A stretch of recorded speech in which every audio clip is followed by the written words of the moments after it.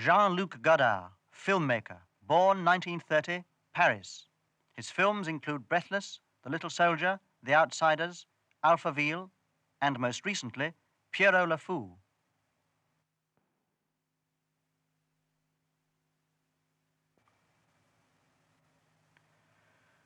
Godard spent his early life in Switzerland. His upbringing was middle class. His father was a doctor and his mother came from a banking family. He came to Paris in his 20s to study ethnology at the Sorbonne University. In Paris, he fell in with a group of young film fanatics, including Claude Chabrol and Francois Truffaut, both of whom were to become famous in the so-called new wave of young French directors.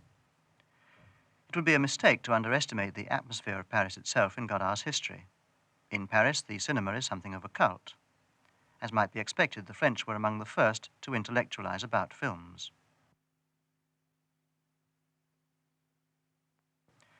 In the 1930s, they opened a national film archive and museum, the Cinémathèque Française, which became the Mecca for French film fanatics. The Cinémathèque employs many of the cinema's old-timers and houses much of the early film equipment. It also has 2 cinemas, where as many as 8 different films are shown a day. Instead of studying at the Sorbonne, Godard used his tuition money to become one of Paris's leading moviegoers and rarely attended class at all. He and his friends went daily to the Cinémathèque's theatres, not because it was smart, but because they loved films. They delighted in the darkness of the theatre. Parisians aptly called them cinema rats, and it wasn't unknown for fights to break out during films by the more controversial directors. Godard was obsessed by American gangster films, and although in his early years he saturated himself in films of all kinds, comedies, adventure stories, westerns, even musicals, the gangster film is still one of the biggest influences on him. He himself has the look of a 30s gangster with his dark glasses and dangling corn paper cigarettes. Francois Truffaut says that in those days, Godard was capable of going to see 15 minutes of 5 different films in the same afternoon. In this way, he became an expert on the work of such directors as Howard Hawks, Frank Tashlin, Max O'Fool, Fritz Lang, Roberto Rossellini, and Alfred Hitchcock. In the mid-50s, Godard, Truffaut, and Chabrol became critics for Cahiers du Cinéma, the highbrow film magazine. In his articles, Godard consistently attacked French directors while praising the Americans, who were regarded by most other people as entertainment hacks. Michel Delahaye, a contributor to Cahiers du Cinéma, talks of the critical mood in France at that time. À l'époque, le cinéma français était dans un état de stagnation totale et Hollywood était encore très vigoureux. Or, le cinéma français, en France tout au moins, était très surestimé et le cinéma américain, généralement en Europe, très sous-estimé. Les positions de Godard, Truffaut et de quelques autres, il y avait aussi Chabrol, de Givray, Charles Beach, étaient quelquefois violentes, polémiques, quelquefois un peu paradoxales, mais c'était nécessaire pour imposer cette idée d'une revalorisation de l'opinion généralement admise. Et aussi, il se servait un peu du cinéma américain comme cheval de bataille pour imposer, à propos du cas particulier du cinéma américain, des idées, des valeurs qui valaient pour l'ensemble du cinéma. In 1959, with Truffaut's assistance, Godard made his first feature film, Breathless. It was a great box office success and launched Godard on his prolific and controversial career as a low-budget feature film director. It cost only £40,000 to make, not a lot in the film industry. Godard saves money by working mainly on location. He works quickly, spontaneously, often without a script, and he rarely uses expensive stars. Godard's second major film, The Little Soldier, starred a model, Anna Karina, who has since appeared in several other of his films. Karina had previously worked for Pierre Cardin's fashion house, but Godard first saw her in a soap commercial. They married in 1961. It hasn't been an entirely happy marriage, and his films have often been considered as an emotional barometer of their relationship. Jean-Luc Godard has made 10 feature films in 5 years. 3 of them have won major film awards. At 35, he's one of the world's most advanced filmmakers. He's also one of the most controversial.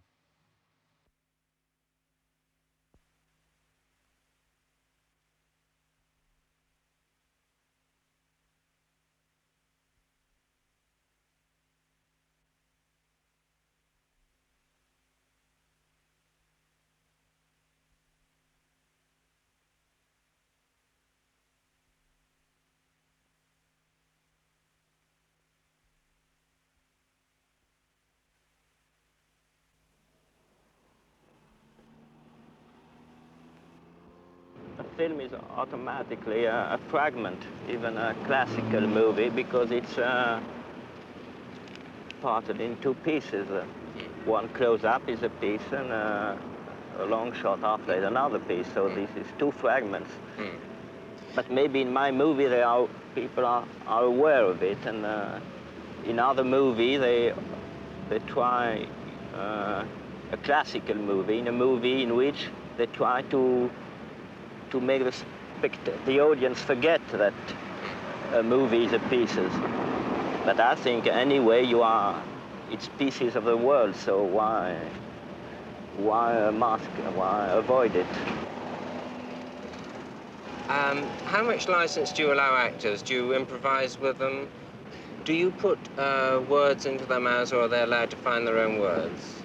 Oh no, I put words in their mouth, but I don't care if they change, and I don't ask them the way to pronounce it.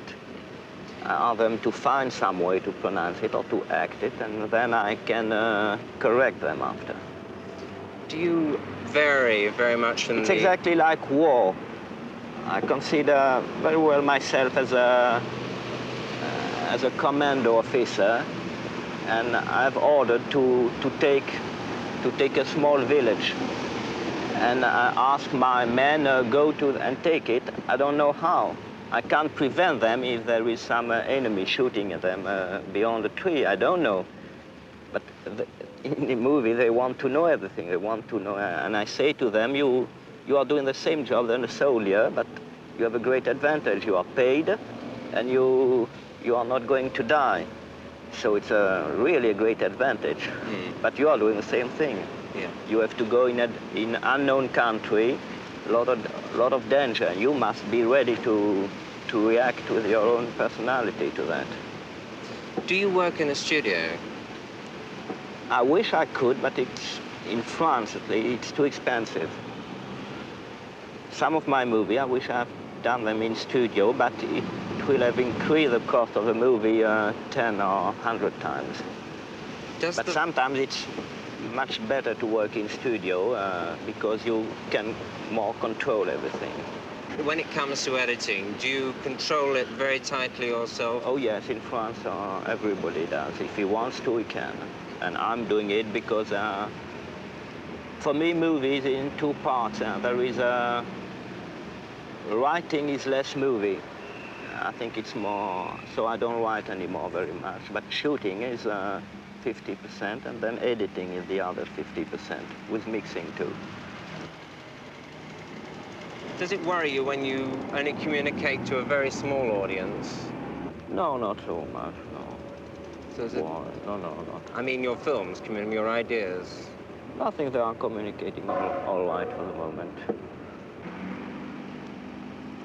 Would you like to make, most of your pictures have been fairly small budget pictures. Would you like to make bigger budget films? Yes, of course, but I think I will never do because as soon as you have $1 million involved in a movie, you are no more free. There is too many people, bankers, lawyers, and so you are no more, it's impossible.